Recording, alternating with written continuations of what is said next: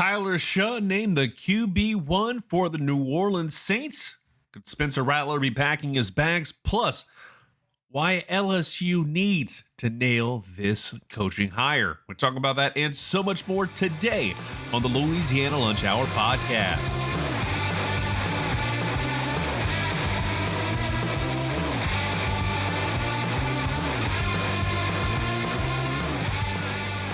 And welcome back to a brand new edition of the Louisiana Lunch Hour podcast. Appreciate you listening in as always, and more importantly, appreciate you for checking us out. If you haven't already, hit the follow button on Spotify or wherever you get your podcast. That way you do not miss a single solitary moment. Because trust me, it is going to be worth your time to check us out wherever you get your podcast, because we get you everything that you need to know about your favorite teams across the state of Louisiana, all in a nice little bite-sized 30-minute chunk. And we're going to waste a little time on today's pod because we got to talk about LSU and why exactly this team, this program, needs to nail this next coaching hire. And we're looking at you, Scott Woodward. And the biggest reason why is because you can't afford, damn near quite literally, you had to go find a private donor to eat the elephant when it comes to this bill, this massive bill that is going to be left in your lap. I was seeing something from Wilson Alexander, the Advocate, on Twitter saying basically LSU is going to be paying like $40-something million through the year 2030 to two head coaches, one being Ed Orgeron, and that's gone. That was a fun experiment that maybe you overpaid for because of everything that happened back in 2020 when everybody with the team kind of gave up after the whole rally, all that stuff. Then the Brian Kelly nightmare that finally came to an end on Sunday after losing to Texas A&M in just embarrassing fashion. Like seriously, that was an embarrassment if there ever was one. And you look at what Scott Woodward has done as the athletic director for LSU. He brought on Kim Mulkey. That resulted in a national championship for women's basketball. Great, fantastic, tremendous. Then you have the hiring of Jay Johnson, which has been the most successful so far. 2 natties in 4 years. Fantastic. That's what you needed after kind of the Paul Mainieri era at LSU just fell well short of the mark that had been established. Because it felt like, that late 2010s LSU baseball just did not have the same energy, the vigor that it did during those mid 2010 years, like during, I'd say 2014 to 2017. Before they lost in the national title game to Florida, LSU was pretty consistent on making it to Omaha every couple of years, running through the SEC tournament. Just something along the lines happened where that team just didn't have the chutzpah to get it done. Jay Johnson turned that program around virtually overnight. Winning a natty in the amount of time that he was able to do so, and then winning 2, it's impressive. Feels like the San Francisco Giants of college baseball right now. I would not be surprised if they win another natty this season, but we're not going to talk about that right now because it's more focused on football. And football, whether we like it or not, I love college baseball, but it's not going to be the big money driver. It's not the one that is getting everything else moving forward. You have to, have to get this right. And I'm not saying, 2026 college football season, they have to win a national championship, but they have to be a lot better and markedly better. Now, what does that mean for LSU in terms of a home run hire? Talked about it a lot on the pod yesterday with Lane Kiffin. I don't think he's going to come to Baton Rouge. And I feel like that's more because of what I've been able to observe is Lane Kiffin seems comfortable and seems content to stick around at Ole Miss rather than go to Florida and be kind of pushed through that turnstile. Same with LSU. And LSU's also got to think, when you look at the guy that is his agent, Jimmy Sexton, he is going to pimp out, Lane Kiffin for as much money as humanly possible. He's going to shake down whoever wants him for the highest dollar amount. And if I'm a fan of LSU, if this does not work, and I'm not saying it won't, it's just something you have to think about if you are looking at LSU's future. If you don't get this right, that is going to be another buyout you have to deal with. And I feel like if you fail twice in a row as a athletic director to hire a guy that's going to get you back to a national championship or at least get you to contendership status, there's a problem. And I think then you start having to look inward and say, hey, maybe I'm not the guy that's going to lead this team to this franchise, this program to the next thing. The Brian Kelly situation probably should have never happened from Jump Street. And it's kind of funny because I was watching back the introductory clip all the way back from 2021, the infamous family. And I think that was the moment I think LSU had buyer's remorse like nobody's business. And I hope this isn't the case of Brian Kelly has marred the program enough that the fan base is giving up. And also it could possibly impact future recruiting. Because they see how, Garrett Nussmeier, he seemed like a bona fide lock to be a top 5 pick in the NFL draft. Now he may not even get picked up at all by an NFL team in the draft. He may be a UDFA or he could be a GA for LSU football or somewhere else to follow in the footsteps of his dear old dad, Doug Nussmeier, who's currently with the New Orleans Saints on the coaching staff. Who knows? But it feels incredibly insane to think that Garrett Nussmeier may not even get drafted after many people were thinking he was probably a top 10 pick and a Heisman Trophy contender. They have to nail this coaching hire, whether it's Lane Kiffin or some of the other guys that are being brought up, Dan Lanning. And I saw people bring that name up a lot. And I think it's the same debate many people are going to have when it comes to Lane Kiffin and the potential of him jumping ship from Ole Miss to Florida. Mainly because I feel like LSU could get outbid if they did throw an offer out to Dan Lanning. And the biggest thing many people are going to say is make him say no. I agree with that sentiment in theory, but I don't think it's making one person say no. It's making an entire program say, hey, let's keep this guy around. And in the case of Dan Lanning, he is going to be well off forever if he sticks around with Oregon and the money pit that is Nike. Nike has invested a ton of money into the University of Oregon for years and years and years. There's no doubt in my mind that if they have even an inkling that Dan may be calling Baton Rouge, that man will be getting paid the big bucks. They will be writing him a blank check to keep him aboard.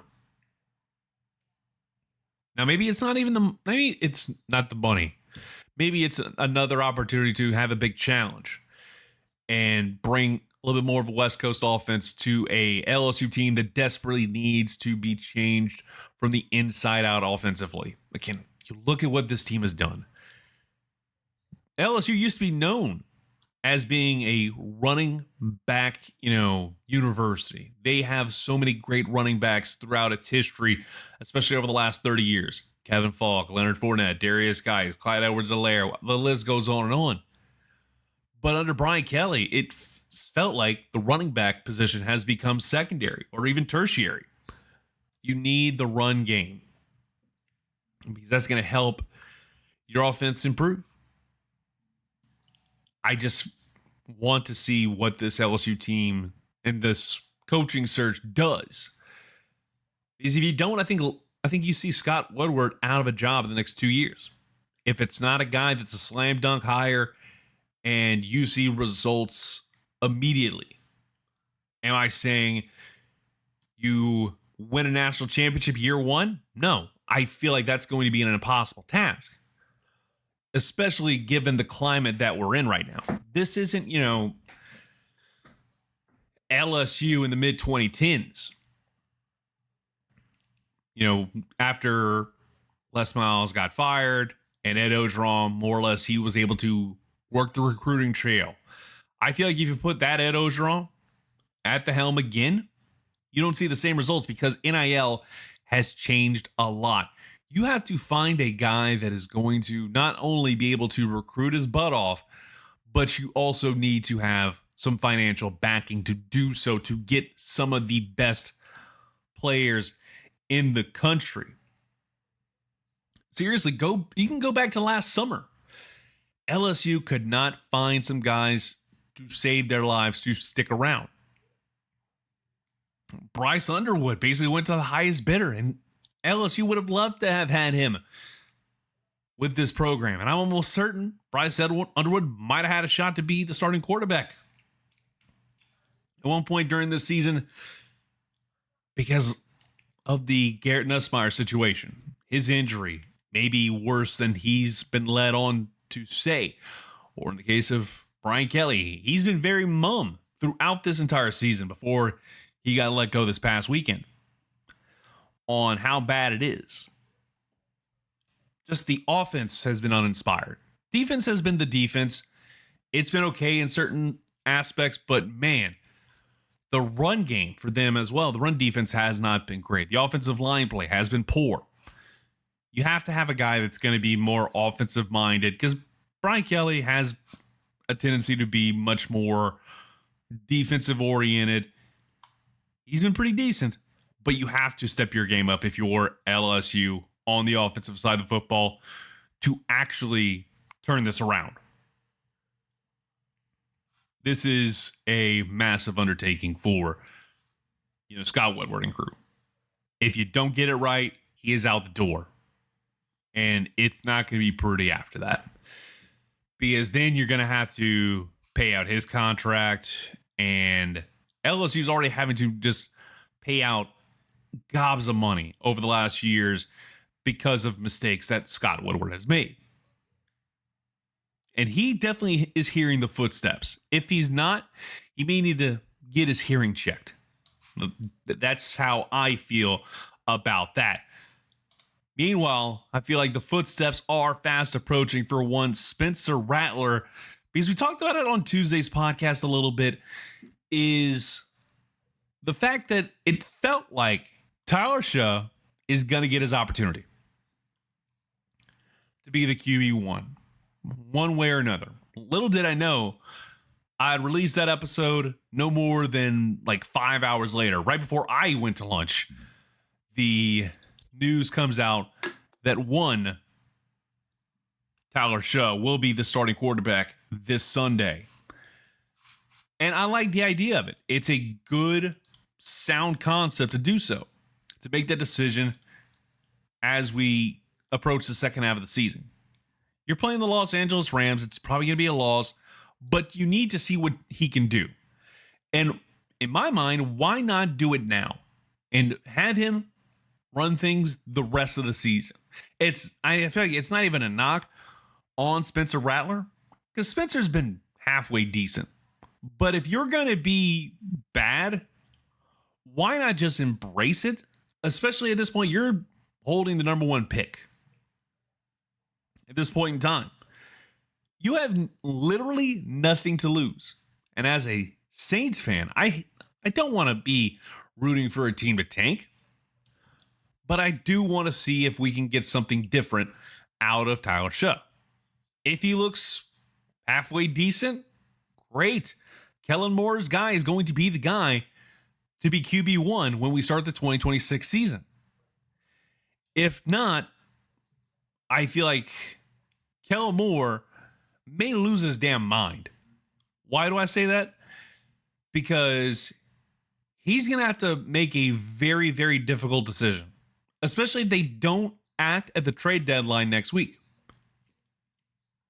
You have to make a very difficult decision and forego any future development, getting some talent ready to go to help this offense and help this team get better, and getting some good weapons, some dogs on this team, and opting to go for a new quarterback yet again. Just in my mind, I think Tyler Shough's not it. He's not that guy. But if he performs well, Spencer Rattler's out the door. Bottom line, I don't think they keep him aboard. They'll probably go get a veteran QB to be the understudy and, more importantly, help Tyler develop as a QB. Because the biggest problem with this team is there's not a true quarterback development in that sense, because you have Taysom Hill as your veteran QB, and he's not even a true quarterback. He is the gadget guy, the spark plug this offense is needed. Mind you, I think the spark plug needs to be changed out on him. He's not getting any younger, and I feel like he may be done after the season. So you need to go find a guy that's going to be a veteran quarterback and just have him sit underneath and have him just kind of help whoever the QB1 is going to be in 2026 develop, and have him at least somewhat try and help this young QB room learn how to just breathe and let the game slow down. That is the biggest thing that I feel like is missing from this Saints squad. And it's been that way for a while. They haven't been able to get a young quarterback in, number one, that can be a true understudy for the future. Because they kept screwing up and kept fumbling the bag when it came to finding somebody that could be the QB, one of the future. Again, you look at the history of the Saints franchise the last, let's say, decade. They missed out on Patrick Mahomes and Lamar Jackson, two of the most high-profile stars in the league. And they wound up getting guys like Marcus Davenport out of those picks. They literally were right there. They could have traded up to go get, Pat Mahomes. They could have traded up and made a move to get Lamar Jackson. Instead, they decided to not do that. It's going to be one of the biggest things that I think Saints fans will look at in the history books. A lot like what I was seeing yesterday on X, talking about the last time the Saints had the number one pick. And they wound up going and get George Rogers with that number one overall pick. And this is back when you had a 12-round NFL draft. Now, quick trivia question. Who was the number 2 pick in the 1981 draft? That's right. Lawrence Taylor. LT himself was that number 2 overall pick. WrestleMania main eventer. Lawrence Taylor. LT. Now, I think that wound up working out a lot better than maybe people want to talk about, because I saw somebody bring this up. Would LT even be alive with the amount of extracurricular and recreational activities he was taking part in back in the day and living on bourbon? Brother would have been an absolute mess. So I just think that Tyler Shough has a golden opportunity to prove himself and also prove Kellen Moore right. That is going to be the ultimate challenge for this team. And this year feels like it is the definition of a tank. And hopefully they can right the ship, but it's going to be a couple years before we start seeing true results. So people who already are tired of the Kellen Moore era, just take a deep breath and lie back thinking England, because this is going to be a minute and it's going to be rough. We'll get through it. And we'll be right here to talk about all of it and so much more. Got one more thing I want to get to real quick. It'll be a brief kind of thoughts on the New Orleans Pelicans tonight. They've got the Denver Nuggets 2-1 on the season over in Denver, Colorado. I kind of got to think that this Pelicans team is going to lose again, just because this is going to be a long season. Number one, Zion Williamson, once again, game time decision. He may be back tonight. We don't know yet. You also got DeJounte Murray. He might be out till the beginning of 2026. Kevon Looney's still down with injury. Just that kind of makes you concerned. Again, the Pelicans could not control themselves the way they performed last night. It should be Monday night against the Boston Celtics, where they got absolutely trounced in the last 5 minutes of the ball game. They were down by 5 with 9 minutes left and somehow still lost 122-90. You got to do a lot better than that. It felt a lot like what we saw with the New Orleans Saints against Seattle. It may be an outlier at the end of the day, but if we start seeing that without Zion Williamson on the court, I think Willie Green may be done before the All-Star break. And then you got to kind of figure out where you're going to rebuild from there. It's going to be a loss tonight. And then maybe, just maybe, you can kind of start fixing things once we get past November 2nd. Because you got the Clippers on Halloween night on the road. Then you got OKC on a Sunday afternoon. I think next Tuesday against Charlotte, they may be able to turn things around. If not, again, I would not be surprised if before the calendar flips over to 2026, Willie Green may be out of a job. That'd be another buyout for the state of Louisiana to deal with. We're not dealing with enough as it is. So I hope you have a great rest of your hump day. We'll be back with you on a Thursday with a little 3-and-out action. And we're going to continue to talk about what's going on with this LSU program. Also a little preview of the Tulane Green Wave with some Thursday night action coming your way right here on the Louisiana Lunch Hour podcast.